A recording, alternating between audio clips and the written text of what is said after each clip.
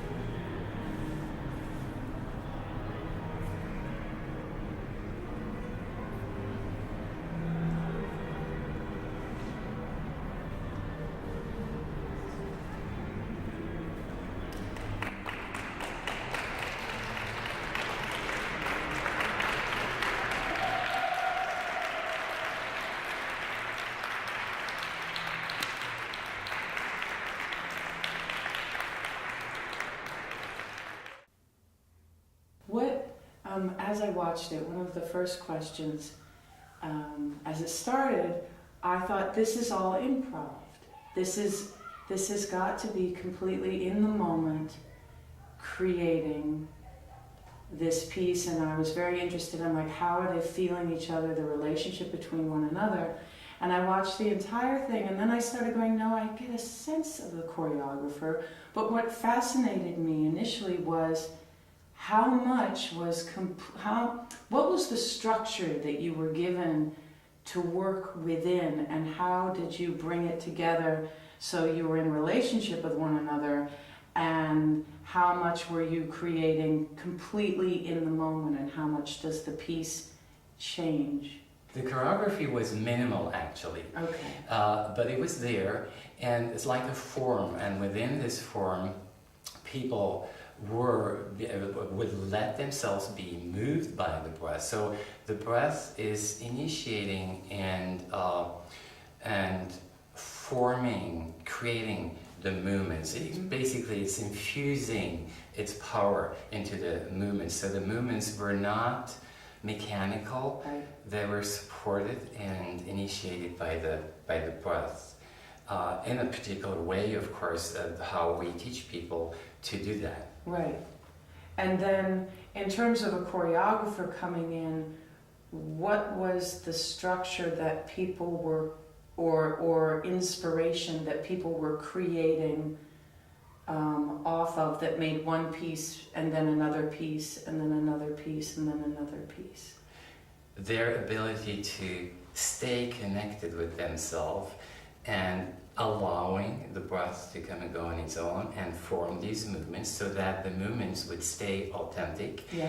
And with that, they also realize that they're part of a greater, of a oneness, that there's other individuals, other breaths, so right. to say, yeah, rhythms yeah, that are different, but that are participating in the oneness. So you're holding a presence with your own self, and not giving up your own individual breath rhythm, so to say, yeah. but you're holding also a greater presence which covers the whole field of the outer.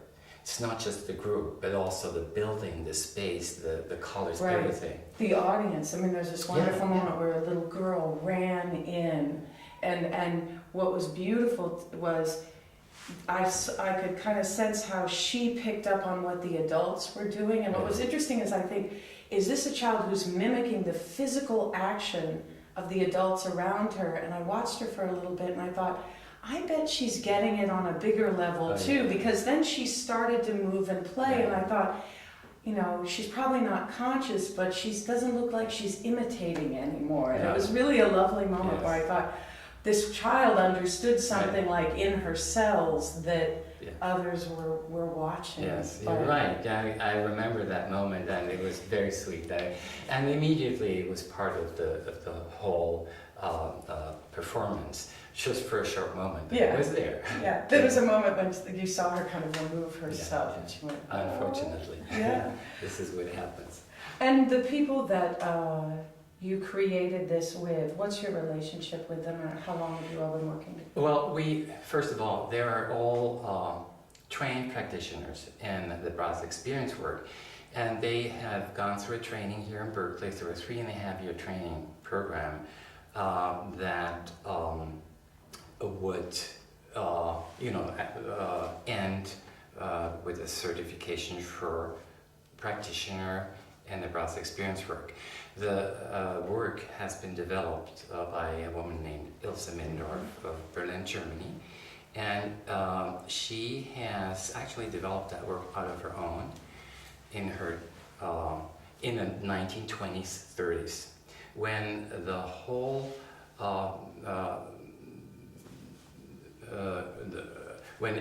as an evolution of our culture, of the Western culture in Europe, that's where she's still living. She's in her 90s, she's in her late 90s, 97, still working. A wonderful woman. So at that time, in the 20s, 30s, there was a whole strong movement back to an approach of mind, body, mind, spirit, the oneness and a holistic approach of all the discipline, like in the movement, or like dance, or like psychology on all levels. So she was part of that whole movement when she found this the substantial connection to the allowing the breath to come and go. And so that's the source actually where this whole work is growing out from. So she developed the whole work, the whole path that we're teaching here, also at the Institute in Berkeley. And it's called Breathexperience, the Middendorf work, the Breathexperience work. And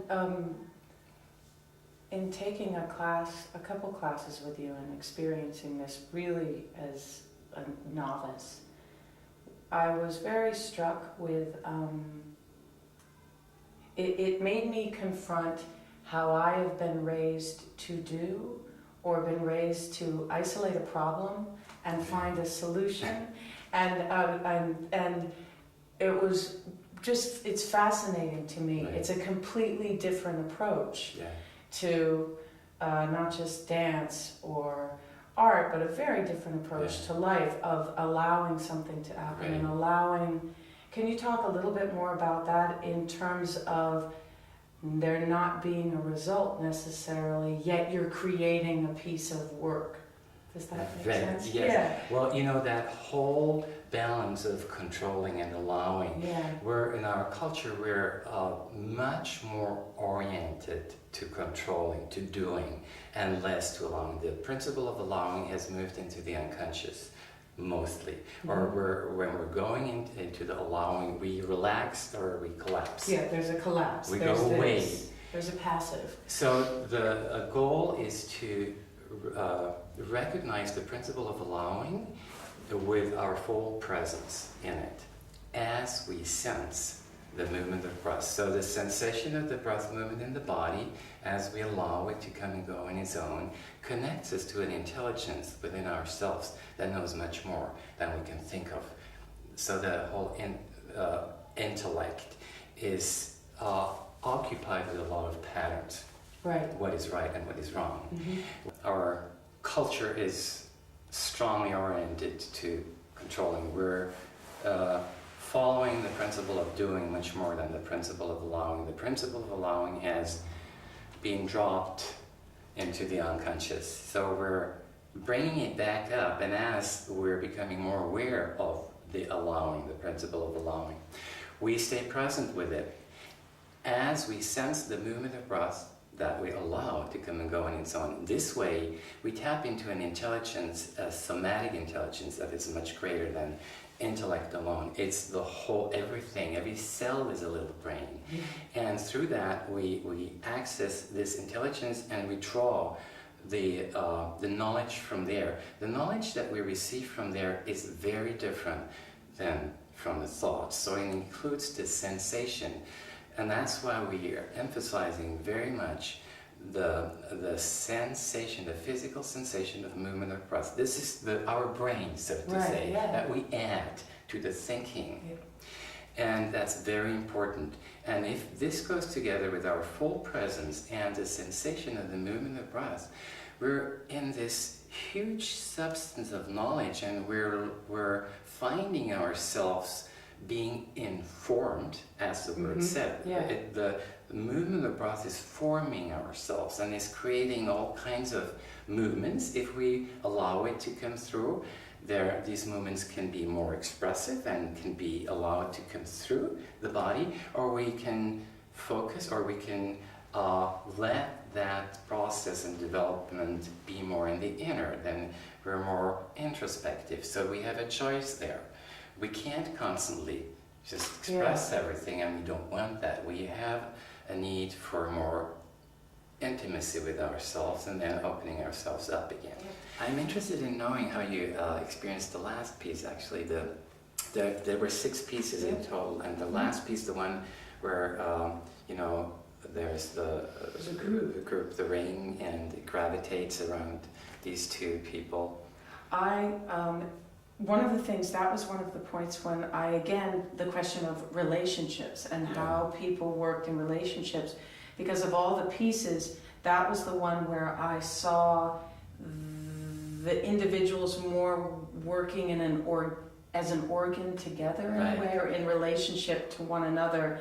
And then I was really interested when it went down to the floor again, and I was like, it was very different from the other pieces suddenly for me. There was something else going on.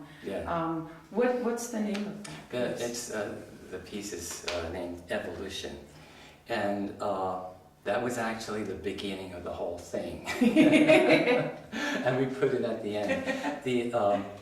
It starts actually with a few minutes. So the first part of evolution is the part where we are not with our breath. So you see people running around and you know, bumping into each other and rubbing onto each other. And then there's a moment where everybody's, you know, stopping and freezing and wait. They're frozen for a moment. And then they start breathing. And then you start to see the breath is starting to move them. So it's the birth of the connection to how I am learning to connect with that the knowledge within myself. And from there, everybody is starting to gravitate towards the center. There are still two in the center that are in the old pattern of unconsciousness, and as the ring becomes, as the forces consolidate more and more around the unconsciousness, they disappear, and they go down, and everybody else goes also down, and everything becomes instinct, goes into the collective, and out of the collective grow up two new beings with awareness of breath. And these were the two dancers that you could see, and they have a breath dialogue. They're letting themselves be moved by the breath and relate to each other, and at the same time the other, you know, people, they're holding the connection to the instinct, and they're crawling over the floor and out, and with a sound also they're letting their exhale sound, I think that with the M, and gradually individuate as well later. Come up, grow from the instinct through the self into their own personal expression, and that's why the piece is called Evolution. So it's like something that is absolutely identical with the way we grow with the breath. Core, the center of the lower space, center in the pelvic floor, the knees, the center of the palm of the soles of the feet. And as you surrender an inhalation through all of these centers, through all of them, you're also opening the four doors: occiput, T10, T12, L5 sacrum, and knees, simultaneously in the beginning of inhale. You go through all of the centers as the doors are opening up on inhale.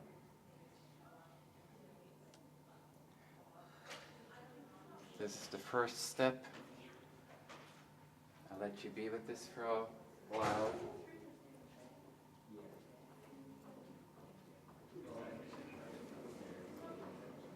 You have your feet planted on the floor. Don't walk. Remember also what we've done yesterday with the equal placement of the weight. There's no ambivalence in going down.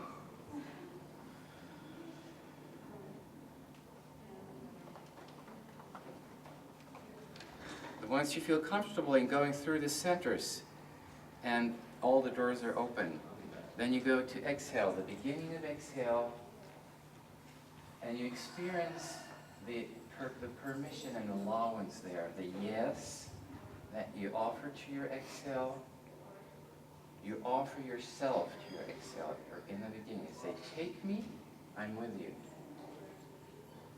And then you let the exhale through. This is when it starts to become more free.